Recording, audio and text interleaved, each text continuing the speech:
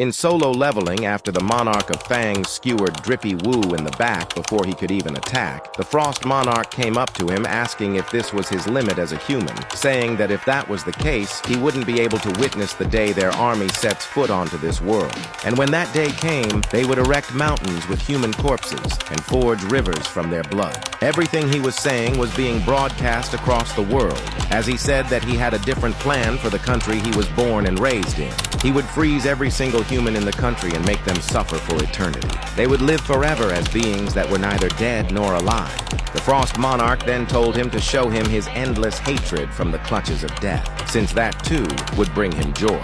Is this a reasonable crash out? And as Drippy Woo began to freeze on the brink of death, he thought to himself, just a little more, thinking that he would somehow make it out of here alive. Though unfortunately, the system stated that the player's HP had reached 0 and the player had died.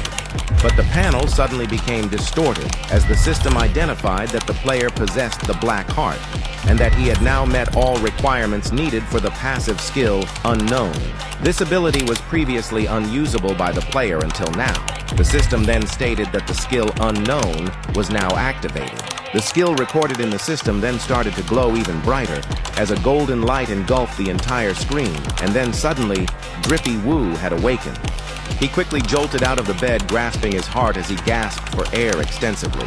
He then started to remember the events that happened just before, as he was fatally injured battling against the Monarchs. He then questioned if it was all a dream. Could all of that really have been a dream, though? Rizzy Woo looked upwards, then turned to look outside the window, making him question if he was at the hospital, thinking that he was just stabbed in the heart by that ice dagger, and yet he was still alive. Wu Jinchul and an agent then stepped into the room, asking if Drippy Woo had come to his senses. He then addressed him as Chairman Wu, confused at what was going on, asking him what happened to the monsters he was fighting and how he was still even alive.